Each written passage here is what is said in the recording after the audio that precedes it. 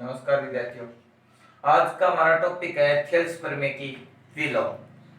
पहले हम पढ़ के आए थे थेल्स प्रमेय। थेल्स प्रमेय में क्या था कि यदि किसी त्रिभुज की दो भुजाओं को कोई एक अन्य भुजा जो तीसरी भुजा के समांतर है दो भिन्न बिंदुओं पर प्रतिच्छेद करती है और वह तीसरी भुजा के समांतर है तो उन्हें एक अनुपात में विभाजित करती है। ये पढ़ा था थेल्स में। आज पढ़ेंगे थेल्स की विलोम। थेल्स की विलोम है कि यदि किसी त्रिभुज की दो भुजाओं को, कोई त्रिभुज है उसकी दो भुजाएं को दो भिन्न भिन्न बिंदुओं पर एक अन्य भुजा दो समान भागों में विभाजित करती है यानी बांटती है, तो सिद्ध करो कि वह तीसरी भुजा के क्या होती है, समांतर होती है। ये सिद्ध करना है। देखिए एक त्रिभुज हमारे पास जिसमें मैंने माना ए बी सी एक त्रिभुज है और इसको कोई एक अन्य भुजा ये हो गई डी और ई दो भागों में विभाजित करती है, दो समान भागों में। ठीक है, ये सिद्ध करना है कि ये भुजा इस भुजा की क्या होती है, समांतर होती है। तो देखो सबसे पहले दिया क्या है, क्वेश्चन में लिखा जाता है दिया है। दिया में आपको दे रखा है कि ए डी बटा डी बी बराबर ए ई बटा ई सी, ये आपका दिया हुआ पार्ट है।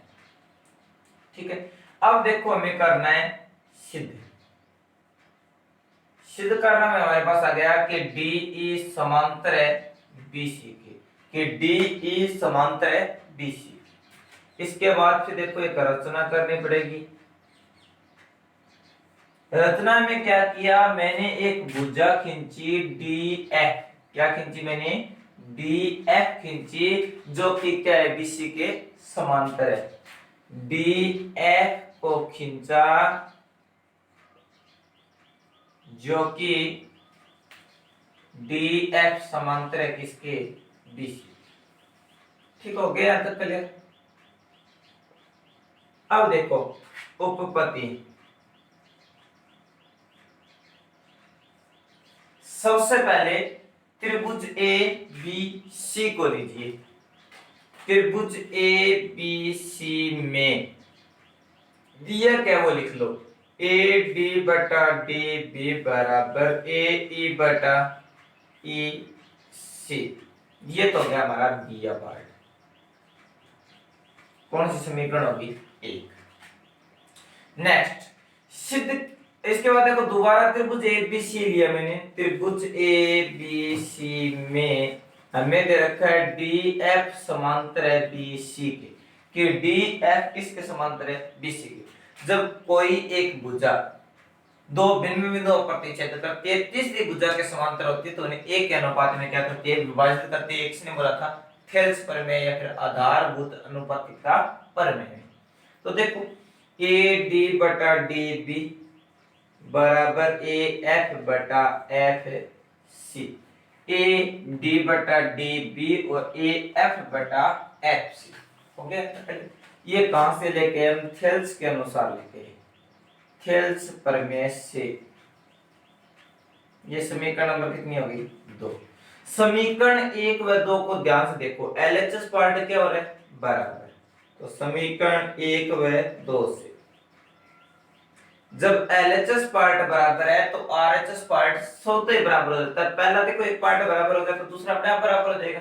तो क्या है, ए ई बटा ई सी बराबर ए एफ बटा एफ सी हो गया तक क्लियर।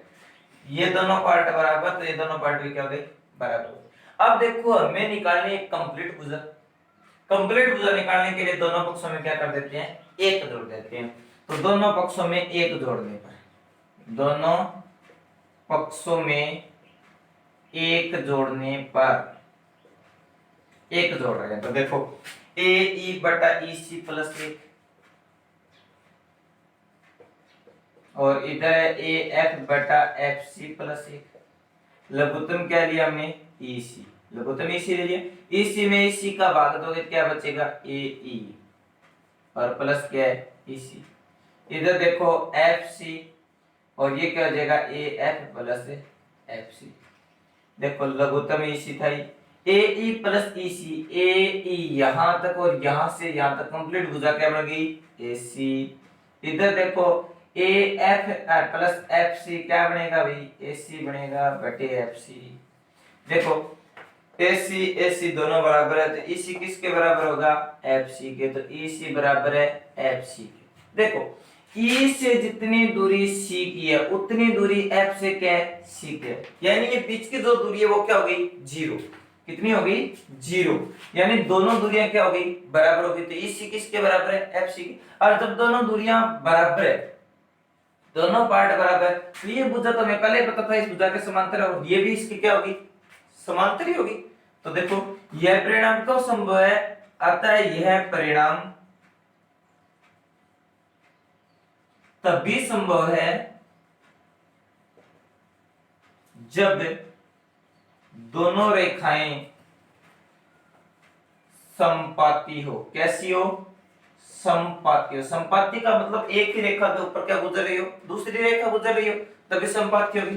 तो जब दोनों रेखाएं ये परिणाम कब संभव है, जब दोनों रेखाएं क्या हो, समपाती हो। और जब दोनों रेखाएं समपाती होगी तो क्या होगा, डी ई समांतर होगी किसके, बीसी के, इति सीदम। नेक्स्ट पार्ट में हम पढ़ेंगे पाइथागोरस प्रमेय। धन्यवाद।